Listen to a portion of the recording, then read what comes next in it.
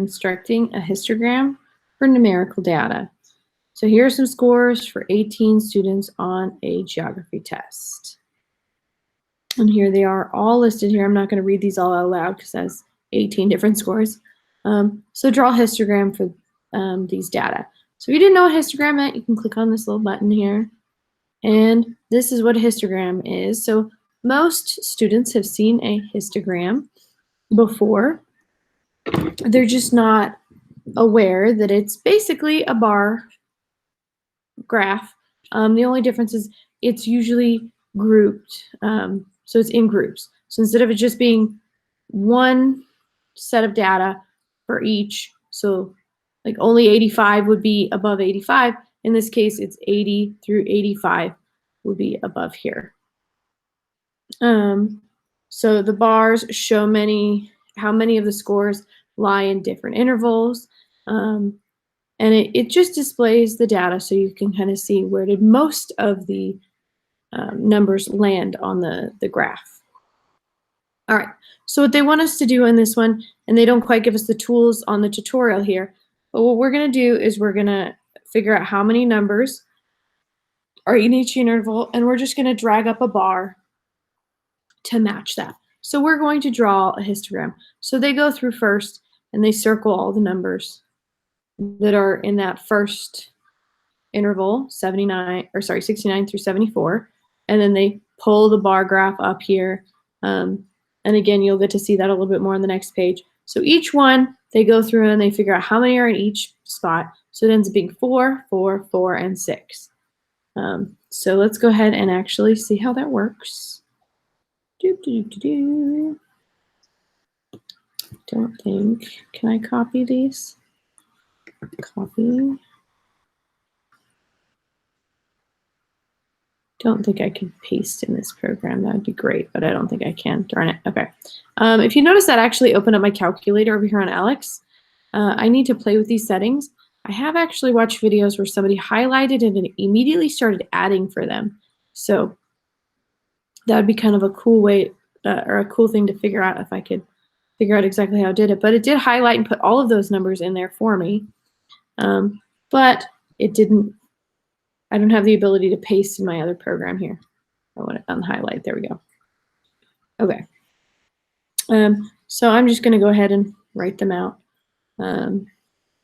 So we are at, let's see, 29. And you know what? As I write them, I'm going to do it this way because this will be a little easier in my head. I'm going to have numbers like this. So here are my intervals, 38 to 43, and then my last one is 44 to 49. So I'm just going to write the numbers right underneath here, kind of this in this box area, where they fit. So 29 would fit over here. 32 would also fit in here. 30, oops, I'm lying. 32 does not fit in there. Darn it, clicking the wrong buttons here. Sorry, 32 goes down here. I'm looking too much at my other screen while I'm trying to write. All right, sorry, 32 and 33. 40 would actually fit right here. 43. And again, I'll go like this. I want to underline these just so you remember. These aren't actually the numbers. These were just the interval spots. All right, so we were at 43. 37 would go over here. 46. 22. 34. 38. 31. 45 would go down here. 39. 24. And 47, and then 41. So the first thing I want to do is make sure I have 16 numbers. because I could have very well missed one of my lists there as I was counting. So I have 1, 2, 3, 4, 5, 6, 7, 8, 9, 10, 11, 12, 13, 14, 15, 16. So I do have all 16 numbers written over here. All right, so this makes it very easy. I can see there's 2 in this first one, so I'm going to come over here, and I'm going to, if you see there's like a little finger that was there first, I click and just drag up and then drop. So that's 2. So for my second interval, there was also 2. And my third one, so 32 or 37, there's 4 numbers in here. So I'm going to go 4. And then there were 5 numbers for 38 to 43. And 3 numbers. I'm going to make sure, I'm pretty sure we look good. So let's go ahead and check that. Yay! All right, so one of the things with this one is you do have to figure out how you're going to divide them up. If you want to go through and circle them, the best thing to do is definitely write them down. That 16 numbers, that's a lot to just try to go through and remember right off the top of your head. You could also go just one at a time. You could go 29, well, that fits right here. I'm going to pull it up 1. And then 32, well, that goes here. I'm going to pull it up 1. So you could go one by one if you really wanted to. Also, I wanted to show you, so there is a teacher video on this one.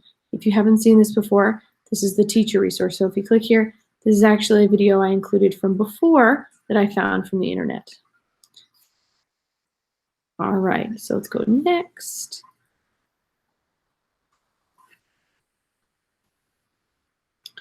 Okay, so, all right, so I'm going to start off this one same way as I did before. I'm going to start it off with my intervals here. And 66 to 71.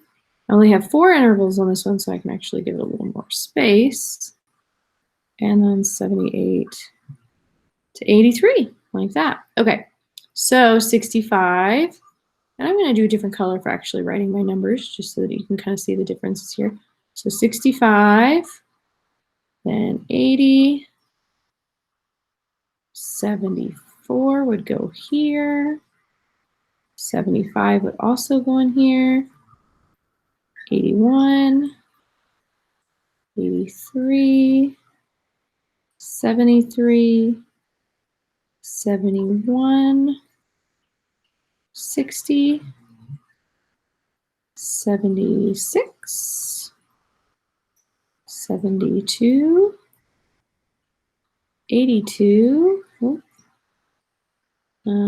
69 would actually go on this one, 78, 79, 64, and 66. So if you notice, every once in a while I pause a little bit because I'm going between both screens here. So if you were writing this on a paper, it'd be the same thing. You kind of have to look up and down a little bit. So as you write the numbers down, you want to make sure that you're paying attention to each number and you're not skipping. So the first thing, I want to make sure, I know there's 17 numbers here because, sorry, I didn't read the problem either. Here are the heights in inches of a sample of 17 adult males. I just immediately started working with the numbers because I know what I'm doing.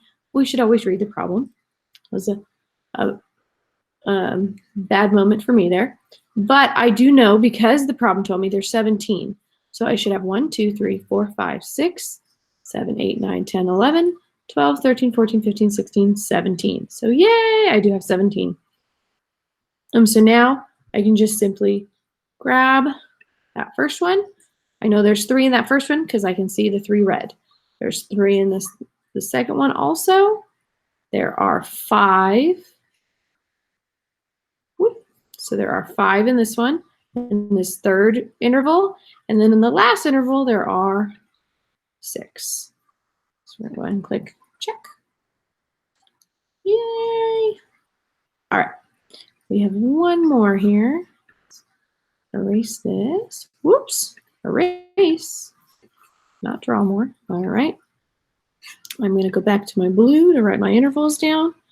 All right. So my first interval is 74, 75 to 80.